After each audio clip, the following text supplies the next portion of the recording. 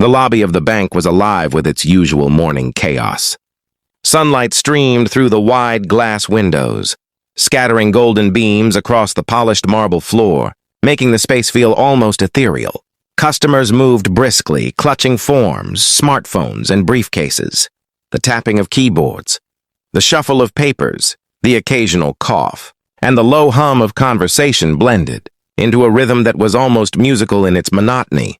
Businessmen and women in perfectly tailored suits checked their watches and glanced around impatiently, their expressions carved from ambition and urgency. The air smelled faintly of polished wood, coffee, and antiseptic, a scent that reminded visitors of both opportunity and formality.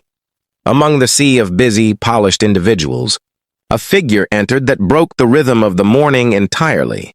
He was an elderly man, tall but slightly hunched from years of labor and life's burdens. His name was Mr. Harlan. His gray beard was untrimmed, his hair peeking out untidily from beneath a straw hat that had seen better days. His clothes were simple, a faded checkered shirt tucked loosely into worn jeans, their knees frayed and thin. Dust clung faintly to the hems of his shoes, hinting at the long journey he had taken before stepping into the building. His presence was quietly commanding, but not in a way that drew admiration. Rather, it stirred curiosity and subtle judgment. As he stepped inside, conversations faltered. Heads turned, phones paused mid-tap, and curious whispers followed him as he made his way slowly toward the line. He carried an old leather wallet in his hands, worn and weathered like him, clasping it as if it held his very identity. Some of the bank's patrons glanced with mild pity, some with judgment. The staff exchanged discreet glances, the telltale mix of discomfort and superiority flickering across their faces. They had seen him before, and yet each appearance brought the same wave of quiet misunderstanding. For most, appearances were everything. For Mr. Harlan, appearances were irrelevant. It was the substance of life that mattered, not the sheen. He approached the line, waiting patiently. As a young man in a tailored navy suit tapped, his foot impatiently behind him, the contrast between the two was stark. Youth and ambition radiated from the young man, while calm endurance emanated from Mr. Harlan. The elderly man's eyes were soft, the kind of eyes that had witnessed hardship, triumph, sorrow, and joy in equal measure. He had lived through decades of struggle and had built a legacy quietly, without the need for applause or recognition. And yet, despite all he had accomplished, society had often overlooked him, judging him solely by the threadbare clothing and the straw hat that concealed his gray hair. At that moment, the branch manager, Victor Morrow, emerged from his glass-walled office. Victor was everything Mr. Harlan was not: young, sharp, impeccably dressed in a tailored dark blue suit with a bright red tie, his hair perfectly styled, his confidence radiating with every step. He thrived on appearances and authority, enjoying the power his position afforded him. He saw the world through a lens of hierarchy, believing that respect was earned only through wealth, influence, or outward success. And so, when he spotted Mr. Harlan waiting in line, a faint smirk played across his face, the kind of smirk that had brought him laughter and admiration countless times before. He nudged a clerk at the counter and whispered something that drew a quiet chuckle. Before speaking aloud, loud enough for nearby customers to hear, "If you even have a balance, old man, I'll pay you double." The words hung in the air like a blade, cutting through the murmurs and silences. Heads turned. Conversations paused. All eyes now rested on Mr. Harlan, the man who seemed so fragile, so out of place in the world of polished suits and pristine marble floors. Mr. Harlan lowered his gaze. He didn't flinch, didn't argue, didn't allow anger to seep into his expression. The weight of judgment was familiar to him.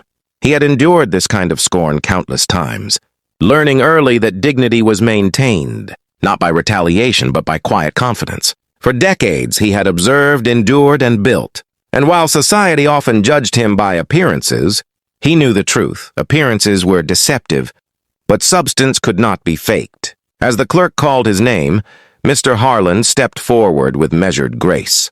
The leather wallet opened in his hands, his fingers tracing the familiar edges as he handed over his identification. The clerk typed his information into the computer, his fingers hesitating as the screen filled with numbers that made his eyes widen. The zeros seemed endless, an impossible fortune. The kind of wealth that could buy the entire building many times over. He leaned closer, almost afraid to speak, glancing nervously at Victor. Victor strode forward, exuding confidence. A laugh on his lips that died midway when he glimpsed the account balance. His face paled. The smirk vanished, replaced by a rigid, frozen expression. The reality of Mr. Harlan's wealth struck him like a thunderbolt. The man he had mocked, the one he had assumed was weak and powerless, was the very individual whose approval and decisions shaped the empire Victor served. The room fell into a stunned silence. Customers whispered among themselves. Staff exchanged anxious glances, and Victor's chest tightened with a sudden awareness of shame he had never felt before. Mr. Harlan retrieved the printed slip, folded it with quiet precision, and tucked it back into his wallet. He turned to Victor, his voice calm yet commanding. "The real balance we carry isn't in a bank account," he said, "but in how we treat others." There was no arrogance in his tone, no desire for revenge, only the steady truth of a life well lived. Victor's face burned with humiliation. Every polished surface reflected his own cruelty back to him. The laughter he had once wielded as power now rang in his ears, as a harsh echo of disgrace. The patrons who once admired his confidence now viewed him with suspicion and disdain. Staff who had followed his orders unquestioningly saw him in a new, uncomfortable light. And through it all, Mr. Harlan remained serene, embodying the kind of quiet authority that could never be undermined by mockery. Before leaving, Mr. Harlan paused near the door and addressed the entire lobby. His voice carried warmth and wisdom, the kind that reaches even the hardest of hearts. "I grew up with nothing. Every dollar I earned came from sweat, sacrifice, and patience.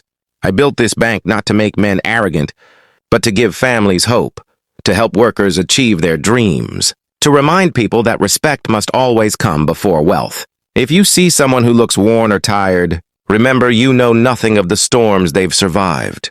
Treat them with the dignity you would want for yourself." The room was transformed. The ticking of the clock seemed suspended in time. Tears welled in the eyes of a young mother in line, while an older gentleman pressed his hand to his chest in quiet acknowledgement. The energy in the room shifted, an invisible lesson settling into the hearts of everyone present. Victor remained frozen, a shell of the confident man who had so recently enjoyed his fleeting superiority. Pride wrestled with shame, and for the first time, he felt the weight of true accountability. Mr. Harlan left the building with quiet steps, each echo a reminder that humility and kindness outweigh show and arrogance. By evening, the story of his visit spread through the corporate network. The whispers reached board members, investors, and staff far beyond the bank's immediate reach. Within days, Victor was summoned to a meeting with the board. At the head of the table sat Mr. Harlan, no longer in his straw hat but dressed simply, his presence calm yet commanding. He spoke not with anger but with the clear, measured authority that comes from understanding life's true values.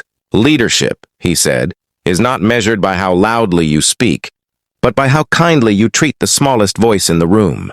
Victor resigned soon after, humbled beyond measure, unable to reconcile the arrogance he had built his career upon with the manhood he now wished he had embodied. The staff began to see their work in a new light, guided not by fear or hierarchy, but by respect for others. Customers entered the bank differently, aware of the power of humility and the value of true character. Mr. Harlan continued his life, as he always had, quietly, patiently, humbly. He did not seek recognition, only the satisfaction of having done right by others. Wealth was never his goal. Dignity and respect were. Over the years, the tale of that day became a legend. It was told not as a story of riches or power, but as a reminder that appearances deceive, but character never does. Somewhere in a sunlit bank lobby, an elderly man in a straw hat had reminded the world of a truth often forgotten, that true wealth is measured not by the numbers in an account, but by the way we treat one another.